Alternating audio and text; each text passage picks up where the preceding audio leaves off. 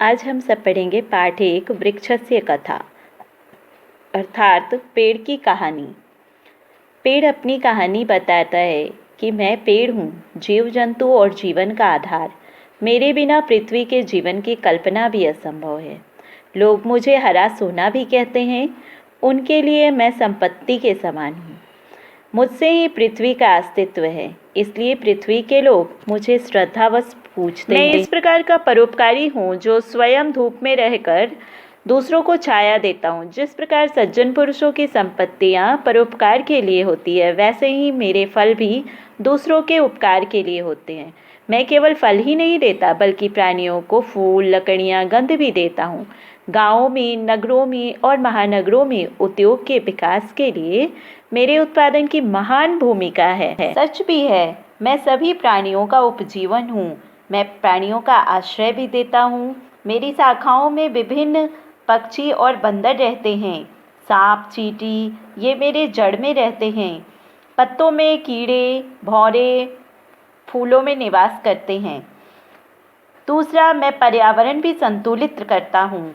सूरज के प्रकाश से मैं हरे पत्तों में कार्बन डाइऑक्साइड नाम के वायु को अवशोषित करके सभी के लिए ओसजनम अर्थात ऑक्सीजन यानी प्राणवायु देता हूँ।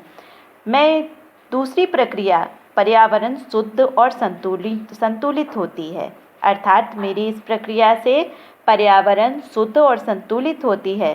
न केवल हवा बल्कि मेरी जड़ों से भी जल अशुद्ध रासायनिक तत्वों से भी शुद्ध करता हूँ। यानी जल में जो अशुद्ध रासायनिक तत्व होते हैं वह भी मैं अपनी जड़ों से शुद्ध करता हूँ। इस तरह से पेड़ हमारे लिए बहुत ही उपयोगी है। ये हमें बहुत सारी चीज़ों को देते हैं। अपि च मम मूलानि मृत्तिकां बद्ध्वा भूचरणम अवरोधयन्ति। और मेरे जड़ भी मिट्टी को बांधकर भूचरण को रोकते हैं, यानी मिट्टी के कटाव को रोकते हैं। जल की वर्षा कराने में भी सहायक होते हैं।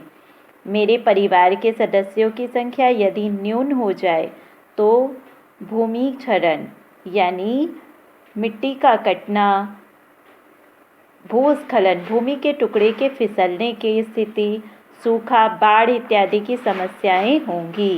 10 पुत्रों के समान है।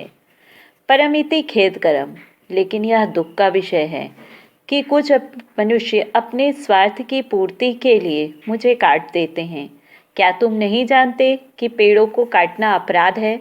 मेरे परिवारों के सदस्यों के अभाव में नगरों और महानगरों में चारों तरफ वायु अशुद्ध हो जाएगी और ऑक्सीजन की कमी होगी।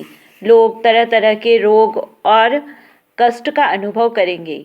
वायु प्रदूषण के महत्व, समस्या और निराकरण के लिए पेड़ों की संख्या का होना अति आवश्यक है। यानी पेड़ कह रहे हैं कि मेरी प्रजातियों की संख्या में बढ़ोतरी की बहुत आवश्यकता है, इसलिए वृक्ष लगाने चाहिए।